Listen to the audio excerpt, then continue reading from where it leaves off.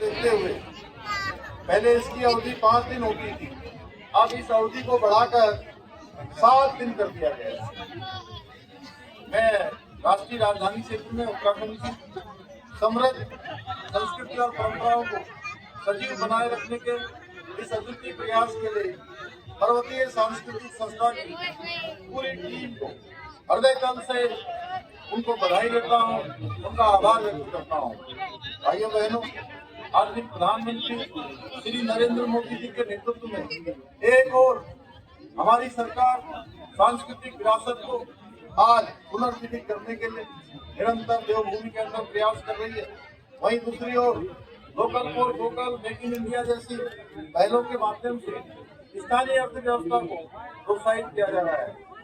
हम उत्तराखंड के अंदर भी आज भी प्रधानमंत्री श्री नरेंद्र मोदी जी की प्रेरणा से उत्तराखंड को विश्व की आध्यात्मिक राजधानी के रूप में स्थापित करने की दिशा में निरंतर काम।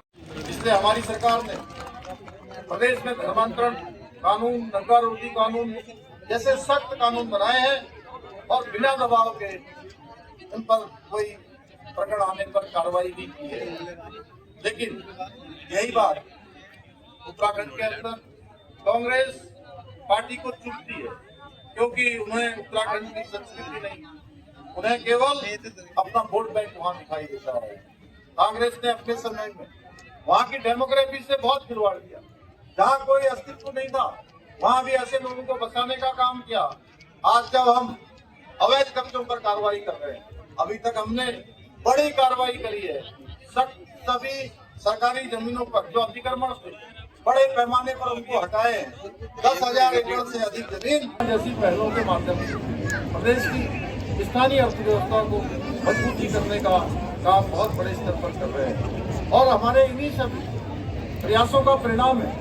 अनेक चुनौतियों का हमने सामना किया है। आप सब देखते हैं उत्तराखंड में प्रत्येक वर्ष किसी न किसी रूप में हमको आपदाओं का सामना करना पड़ता है। कभी अतिवृष्टि होती है, कभी भूस्खलन होता है, कभी हिमस्खलन होता है, कभी जल भराव हो जाता है। तो इन सब आपदाओं का सामना करने के बाद पिछले 4 वर्षों में हमारे प्रदेश ने कई उल्लेखनीय उपलब्धियां हासिल की है, जिसकी वो आज पूरे देश के अंदर सुनाई देती है। ये हम सभी के लिए बड़ा गर्व का विषय है कि नीति आयोग की वर्ष 2023 की रैंकिंग जो इंडेक्स भारत सरकार का नीति आयोग बना, उसमें देवभूमि उत्तराखंड को पूरे देश के अंदर पहला स्थान प्राप्त हुआ है।